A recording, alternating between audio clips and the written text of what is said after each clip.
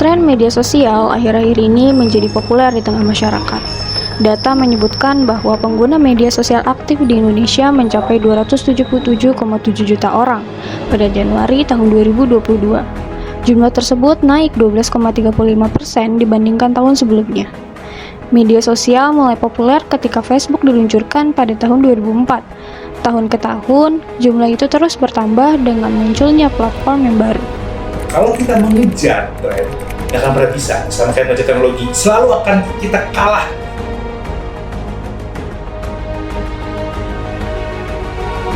Konsep tren ini sebenarnya kalau pertanyaan dalam menyikapi, jawabannya sama kayak teknologi atau enggak suatu hal yang sebenarnya susah untuk dikejar. Jadi mau nggak mau ya harus dihadapin, diterima gitu ya, namanya tren itu ditelan gitu ya, walaupun boleh telan mentah-mentah atau enggak tetap disaring, difilter gitu. Kalau kita mengejar tren, nggak akan pernah bisa. Sama kayak mengejar teknologi, selalu akan kita kalah satu langkah, dua langkah. Jadi ya terima gitu ya, tapi kita filter. Itu sebenarnya cara menyikapi yang paling tepat, apalagi kalau terkait dengan sosial media.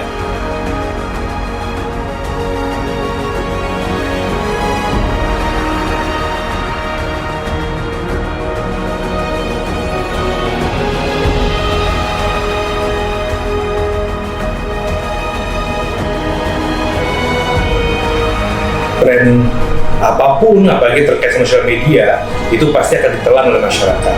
Ya, kita nggak bisa melihat harusnya si A, si B itu nelannya kayak gimana, atau dia gimana filternya. Ya, mau nggak mau, kita harus hanya jadi penonton, menikmati mereka bagaimana mengolah semua tren sosial media yang ada. Cuma kembali lagi adalah melihat bagaimana dampaknya atau efeknya. Artinya adalah bagaimana masyarakat memanfaatkan tren tersebut untuk keperluan yang lebih baik.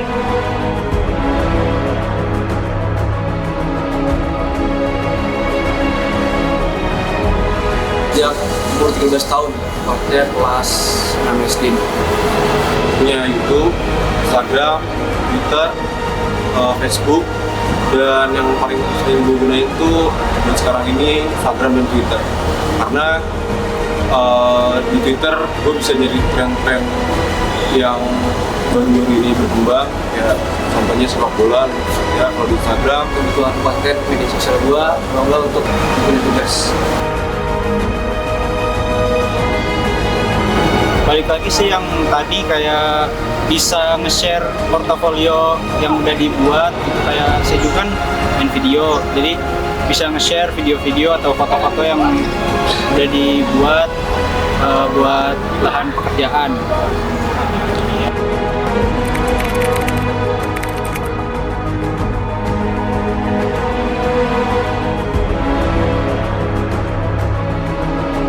Media sosial itu hanya satu part kecil mengaruhi kultur atau perubahan perilaku, pola pikir, perubahan kebiasaan yang di masyarakat. Kita nggak bisa bilang kalau media sosial itu mempengaruhi dominan yang enggak, cuma sebagian kecil aja. Dan bagaimana bergeraknya sampai sekarang, ya kembali lagi bagaimana masyarakat itu menyikapinya.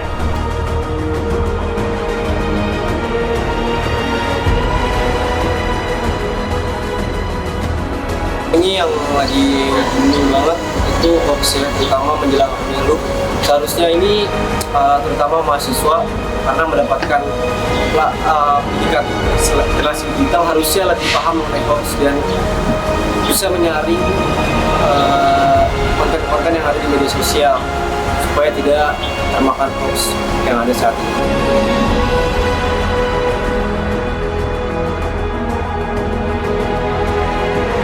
Banget FOMO, ikut-ikutan aja sih kayak gitu, kayak gak Terus tahu semuanya kayak, harus diupdate iya, ke sosial media kayak gitu.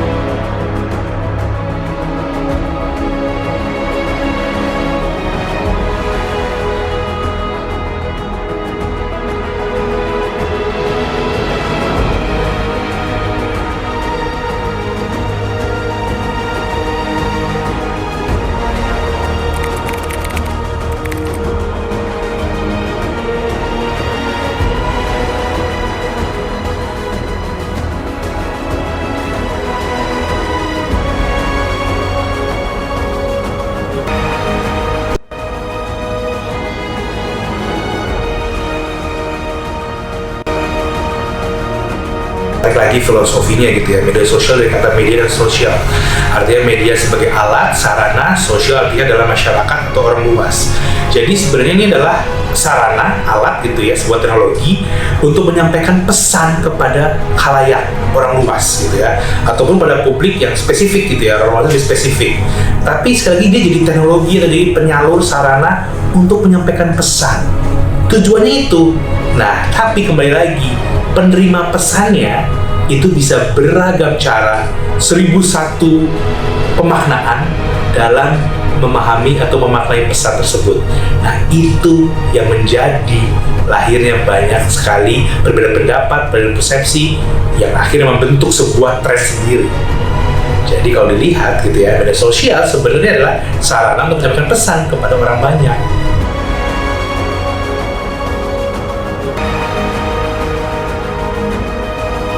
Adalah sebenarnya yang paling menarik terkait distribusi pesan atau terkait proses penyebaran pesannya.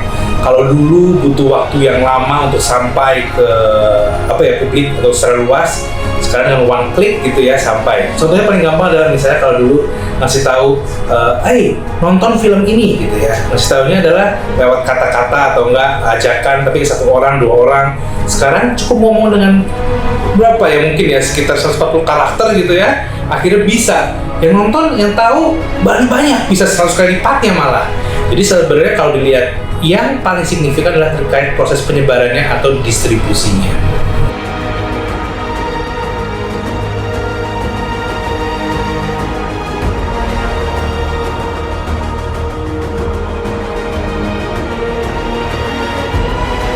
Semua aktivitas bisa jadi mudah, kayak kerja bisa dari sosial media, nyari uang juga dari sosial media bisa, terus yang jualan juga kan sekarang.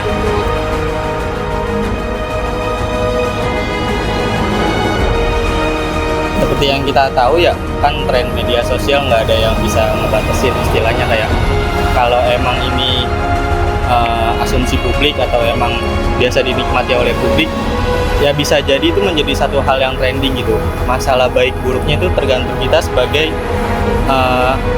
selaku penonton atau pemirsanya gitu. Kalau emang kita bisa mencermati apa yang kita tonton dan menjadi trending berkat apa yang kita tonton, itu menurut kita baik, yang emang sekiranya bisa berbuah kebaikan untuk yang lainnya, pasti trendingnya juga kan menjadi satu kebaikan gitu.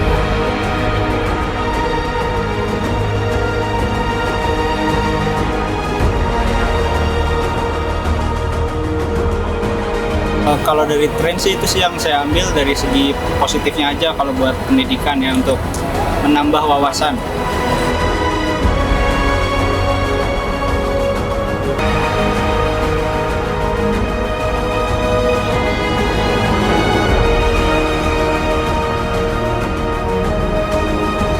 Akhirnya beragam tren sosial media jelas adalah mempengaruhi bagaimana pergerakan masyarakat ya, individunya atau kelompoknya atau seluruh masyarakat dalam menjalani kehidupan gitu ya.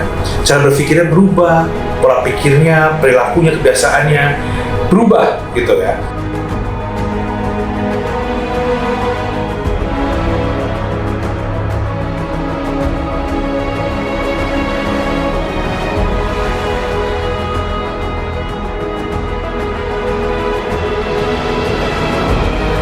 Ketika tren sosial media melahirkan monetisasi yang apapun diduitin gitu ya, berubah dari yang awalnya ngapa-ngapain nggak ada uangnya, sekarang bergerak demi uang dan sebagainya.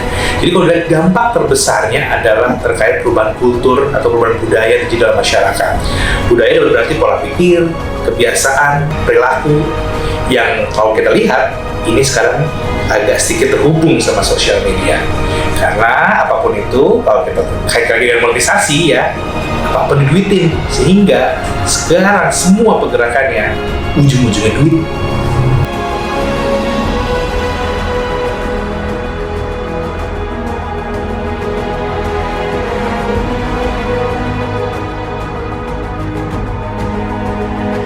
Soalnya yang waktu tren mandi lumpur itu kayak dilihat dari sisi positifnya juga kayak ada gitu buat mencari uang. Tapi kalau dari sisi negatif kan sebenarnya itu gak bagus ya, manggil nenek-nenek buat mandi lumpur kayak gitu sampai berjam-jam. Ya itu aja sih paling yang buat dilema dari media sosial.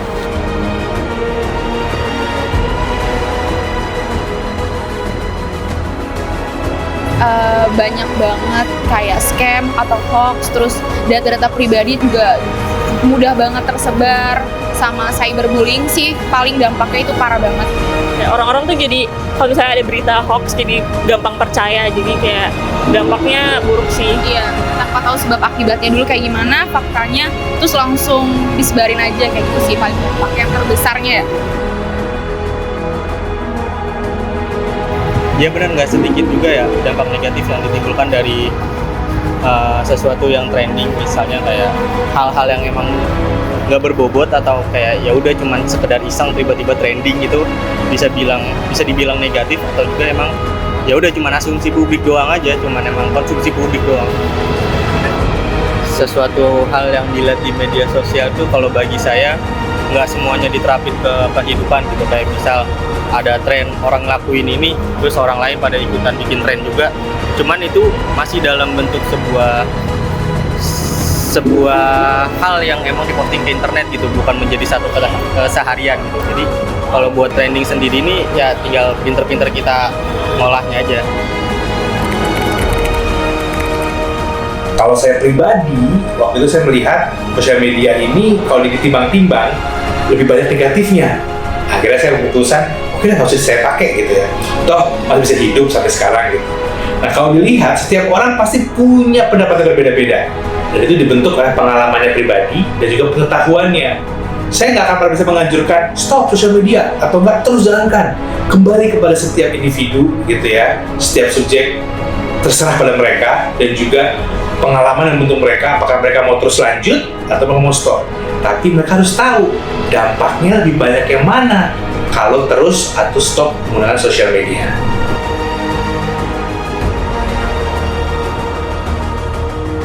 Tantangannya adalah bagaimana ketika distribusinya akhirnya tidak kena ke orang banyak. Tujuannya kan supaya nyampe ke orang banyak, nggak kena ke orang banyak nih, itu tantangannya.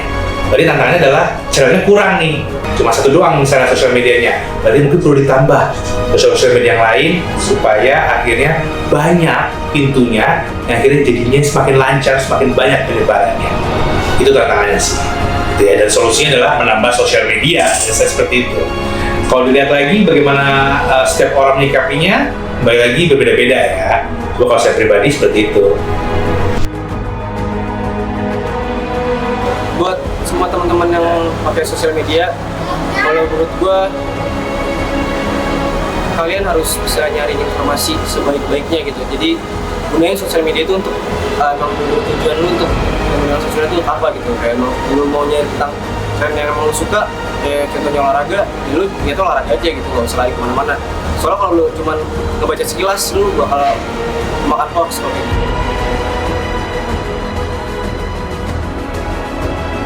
Buat pengguna media sosial ya menggunakan media sosial lah dengan baik gitu, jangan jadikan media sosial menjadi hal-hal yang negatif. Ambil positifnya dulu, kalau misalkan ada positifnya ya kita terusin ya paling ya, kalau nggak ada ya udah tinggalin aja.